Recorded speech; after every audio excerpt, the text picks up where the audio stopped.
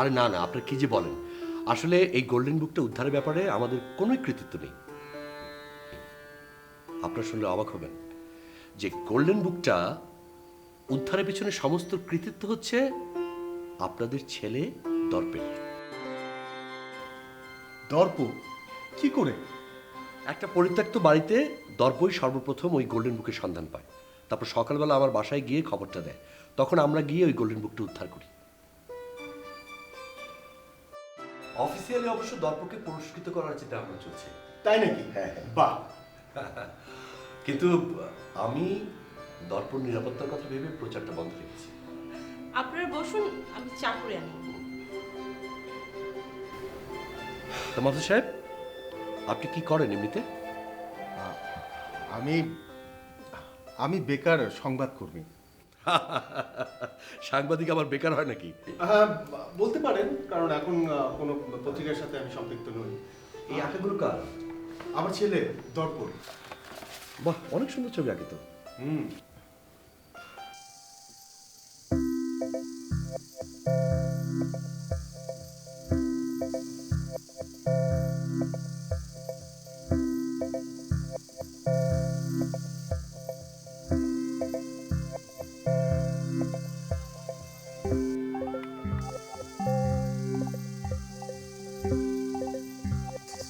লতাবু out হয়ে গেল।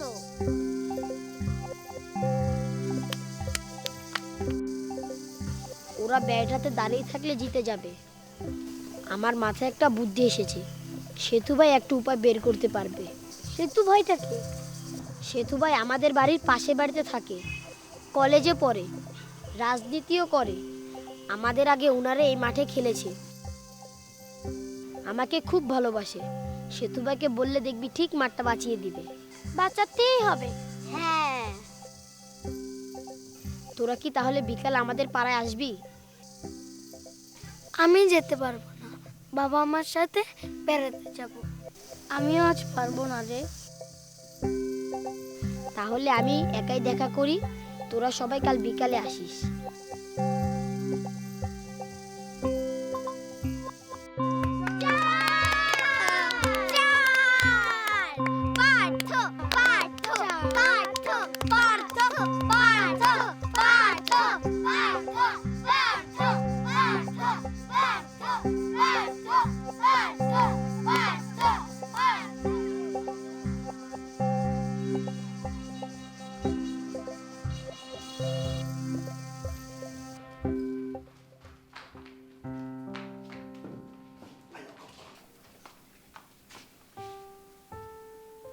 Congratulation বাবা, তুই অনেক বড় হবি, অনেক বড়। শোন, তোর ওই গোল্ডেন বুক উদ্ধারের কথা কিন্তু মা জেনে গেছে, অনেক রেগে আছে।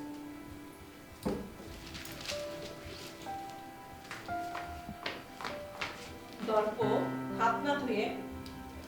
খিদে পেয়েছে আমার, তাহলে তুমি খাইয়ে দাও, তোমার হাতে দোয়া আছে। হাত না ধুয়ে কখনোই কিছু খেতে হয় না। খাই না তো। খাই না তো সবসময়। গরম খেতে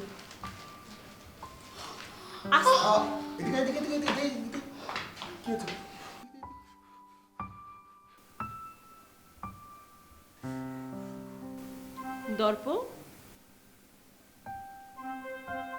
তুমি কি সব করে বেড়াচ্ছ? বাবা, আমরা কোথায় বেড়াতে যাবো? আমরা নদীর পাড়ে বেড়াতে যাবো।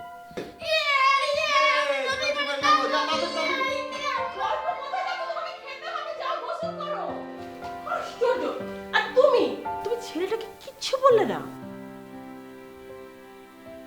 অদ্ভুত মানুষ। ও ফ্রেশ হচ্ছে তো। ফ্রেশ হচ্ছে জীবন তোমার ছেলে।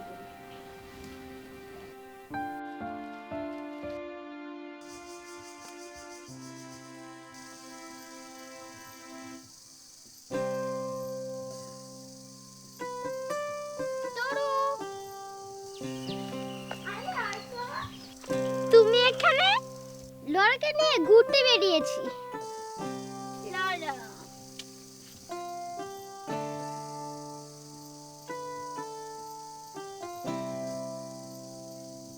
ওরা সত্যিই আমাদের খেলার মাঠে বিল্ডিং বানাবে, তাই না? আমাদের তো কিচ্ছুই করার নাই। যাবো তো। এই অর্ক একটা জায়গায় যাবে। কোথায়? চলোই তো, গেলেই দেখতে পাবে। দাঁড়াও।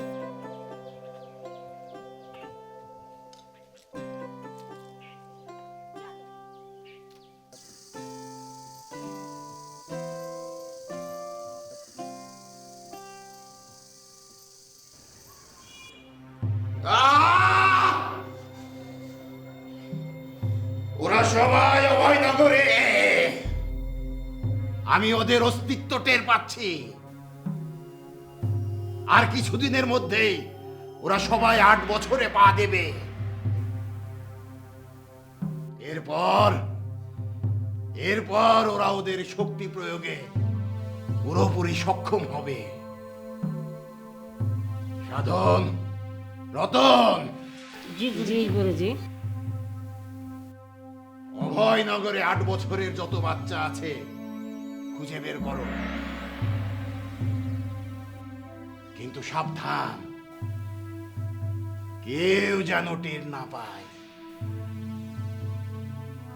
এবার ওদের খুঁজে পেলেই আমি হব এই দুনিয়ার বাদশা, অমর বাদশা। ঢাকা চাঁদ, নিঃশূন্য পথ, প্রবাহী জল, জ্বলন্ত সূর্য, সব সব হবে আমার অধীনস্থ।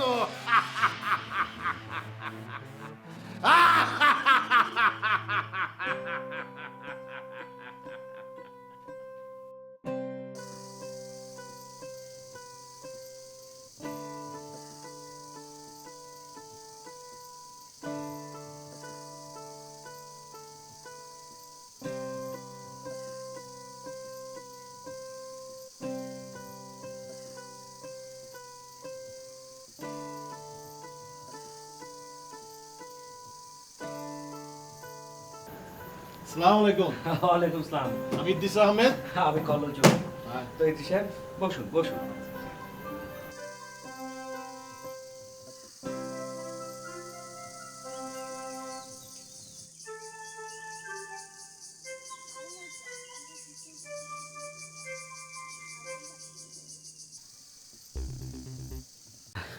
তাহলে ইদ্রিস সাহেব ধরে নিচ্ছি জমিটা আমি পাচ্ছি। একেবারেই কথা টথা দিচ্ছি না। আমার অফিসে আমি ছাড়াও তো আর অফিসার টফিসার আছে। কাল তাদের সাথে আলাপ আলোচনা করে তারপর কালকে আপনাকে জানিয়ে দিচ্ছি। আচ্ছা আচ্ছা, বুঝতে পেরেছি বুঝতে পেরেছি।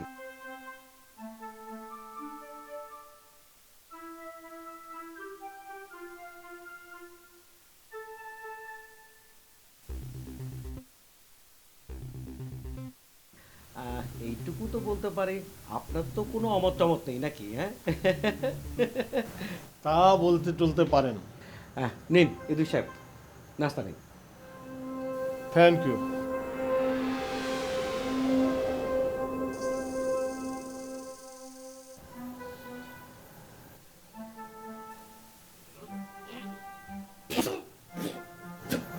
কি ব্যাপার কি ব্যাপার ইদ্রিস সাহেব, কি কোনো সমস্যা? এটা কি? কেন সিঙ্গাড়া সামোচা? কেন ইদ্রিস সাহেব কোনো সমস্যা? এই তো আমি খাচ্ছি, কোনো তো সমস্যা দেখছি না।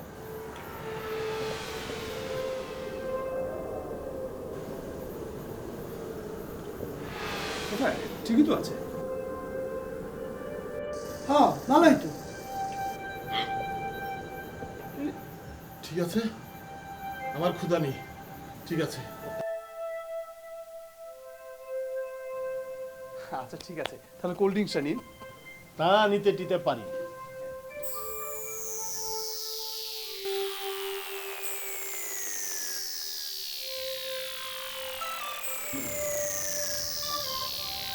কি ব্যাপার? কি সমস্যা আপনার? বিশ্বাস করুন, মনে হলো কে যেন আমাকে ধাক্কা টাক্কা দিল। কি ধাক্কা দিল? কি অদ্ভুত কথা বলছেন আপনি। কি ব্যাপার কামাল, আমি তো কিছু বুঝতে পারছি না। কামাল স্যার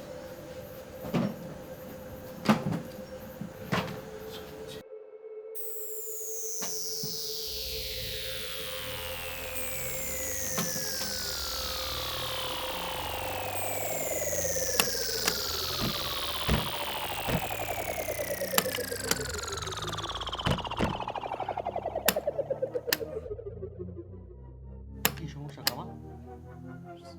স্যার এটা খুঁজছো না sir. Sorry to say Kamal, সামান্য এইটুকু কাজও যদি তোমাকে দিয়ে হয়। আমার কাছে দাও।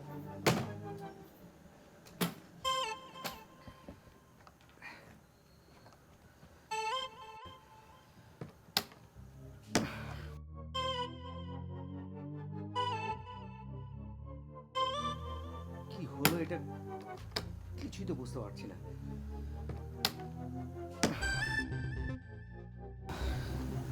ইদ্রিস সাহেব, আজকে আপনার টাকাটা দিতে পারছি না,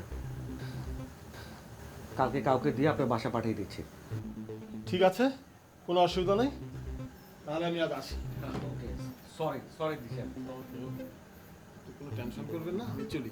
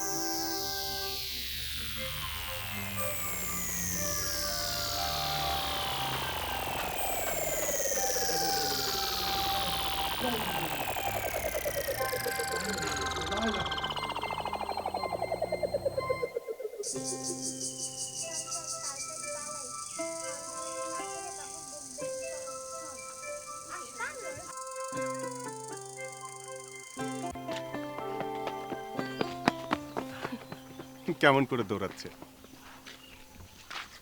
তুমি কি খেয়াল করেছো দর্পটা দিন দিন কেমন জানি অভিমানী হয়ে উঠেছে? আমার নতুন একটা নিউজ পেপার ইন্টারভিউ, কাল তো যেতেই হবে। আমার জন্য না হয় নাইবা এলে, কিন্তু দর্পর জন্য তুমি এখানে চলে আসো মাহফুজ।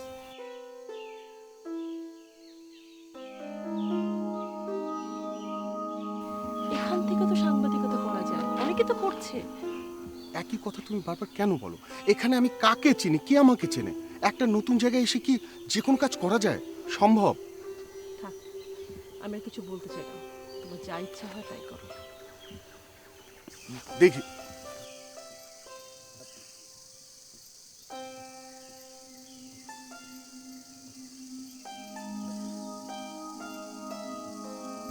প্রিয় নিত্য, কয়েকদিন থেকে তোকে চিঠি লিখবো ভাবছি, কিন্তু পারিনি।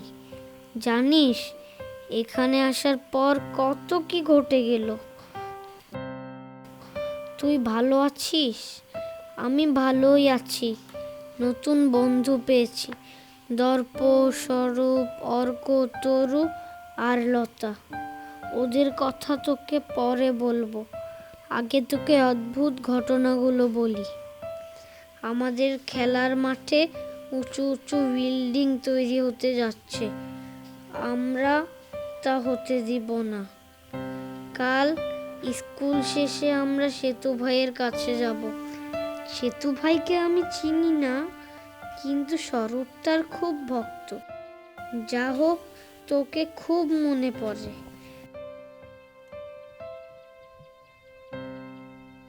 তুই আসবি বলেছিলি, কবে আসবি? তোর কথা মনে পড়ে খারাপ লাগছে। তুই ভালো থাকিস। ইতি ভুবন।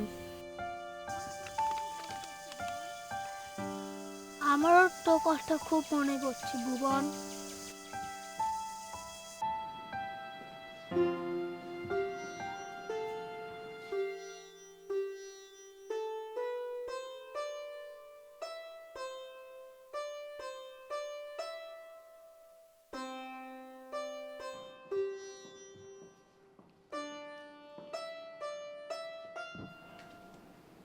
দর্পকে বলে আমি তাড়াতাড়ি চলে আসবো।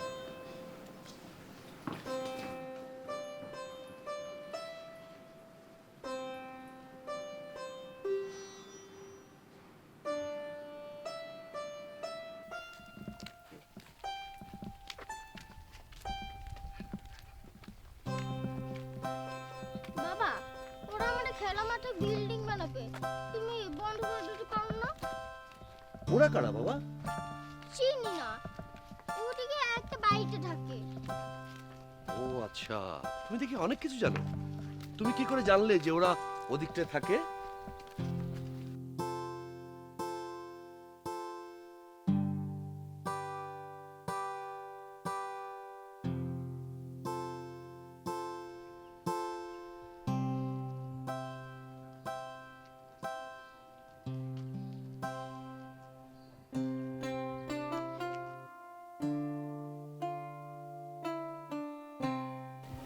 অর্ক, দেখ তোর অর্ক, লড়াও আছে।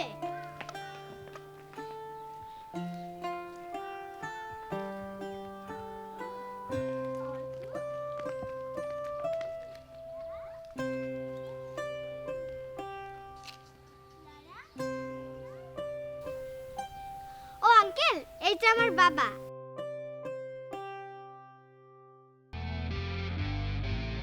আবার সেই মাছি? এই কামাল, এই তোমার শরীর দিয়ে কি কাঁঠালে গন্ধ বের হয় নাকি? এত মাছি তোমার পেছনে ঘরে কেন? ওই হোয়াট মানে হোয়াট হ্যাপেন্ড কামাল? খেলার মাঠ থাকবে, থাকবে মানে থাকতেই হবে। খেলার মাঠ বন্ধ করে বিল্ডিং তৈরি চলবে না। ও, তাহলে আজ আর জোর করছি না, তবে সময় করে একদিন এসো, তোমরা সবাই এসো। জি আপু।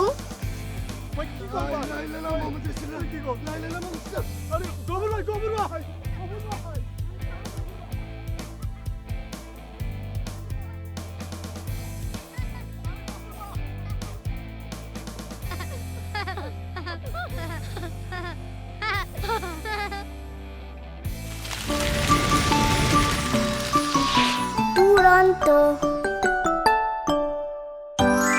ফেসবুকে ফলো করো এবং ইউটিউবে সাবস্ক্রাইব করো দুরন্ত টিভি।